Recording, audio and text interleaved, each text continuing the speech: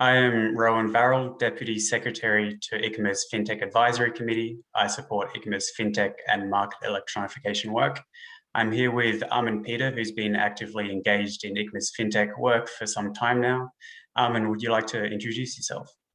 Of course, Rowan, thank you. Thanks for having me. Armin Peter, UBS. I'm the chair of the ICMA's FinTech Advisory Committee and previously a member of the ICM board until last year, where I was as well the chair of the ICMA board subgroup on technology, and with the idea to give the board advice on the trends in emerging initiatives in this FinTech space, and to explore, what is relevant for and what can potentially impact the market infrastructure, and therefore can drive more or less the topics that would be relevant for ICMA and its members. Thanks, Armin. So from your different roles you've held in the past couple of years, looking across international capital markets from this helicopter view, which you have a unique perspective of, what do you see as some key opportunities from a FinTech perspective? The pace of technological change continues to accelerate and need to anticipate what its potential means in way of impact on market infrastructure, process, and products.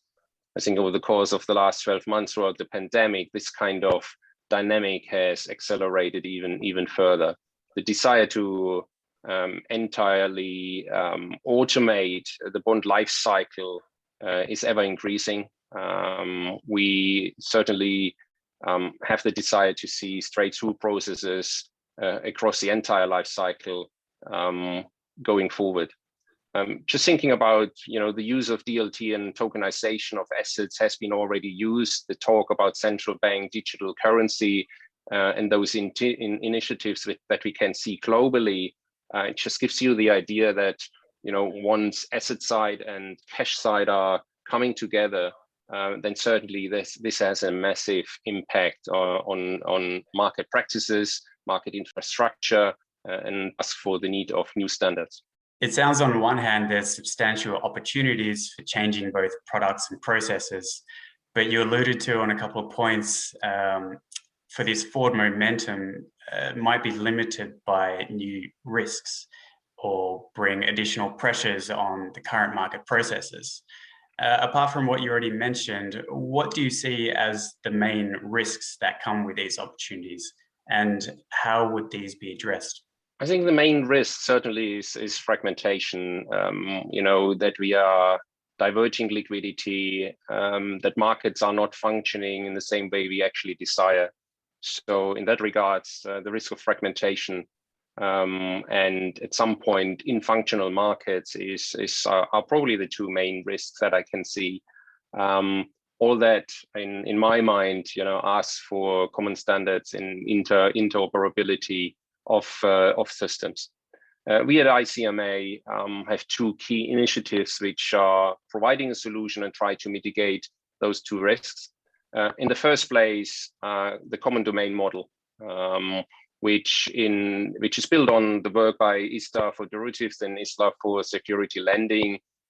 We consider those opportunities as well for repo and the bond market more broadly speaking, essentially digital standard, aiming to generate industry-wide efficiency gains, enhance the standardization, reducing the need for reconciliation, and the facilitation of interoperability across firms and platforms.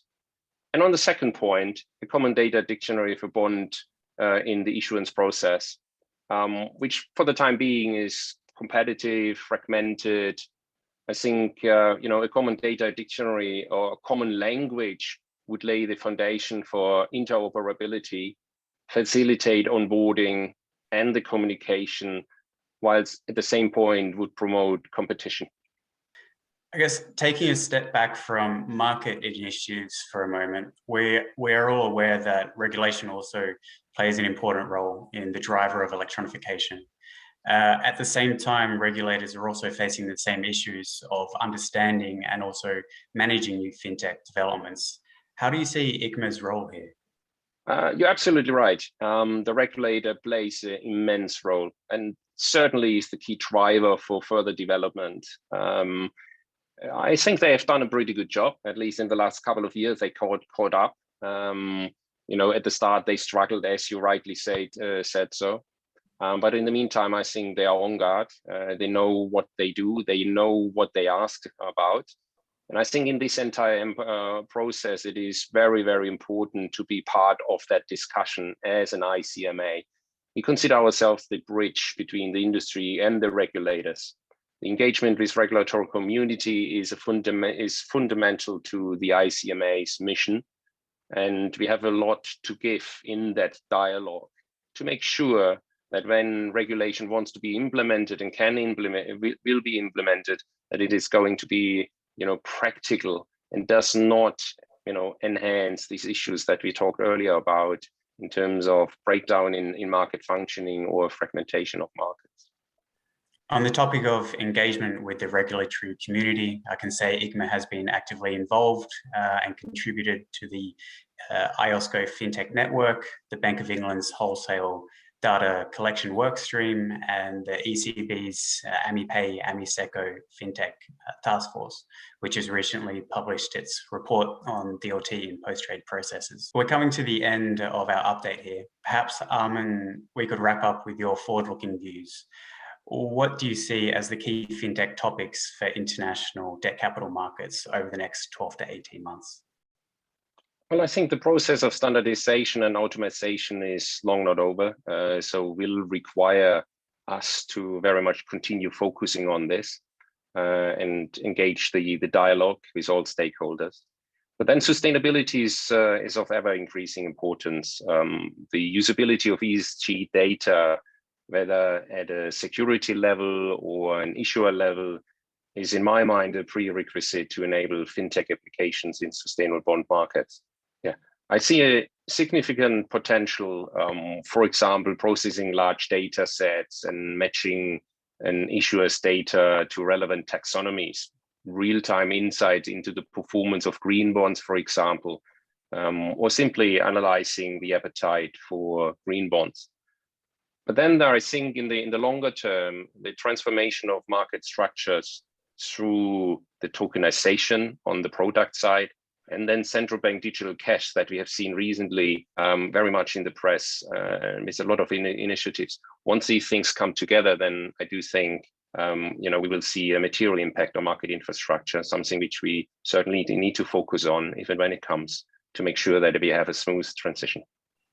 Armen, thank you very much for sharing your thoughts with us, and thank you again for your ongoing support in our fintech work and your ongoing leadership. Thank you very much. Thanks, Rowan.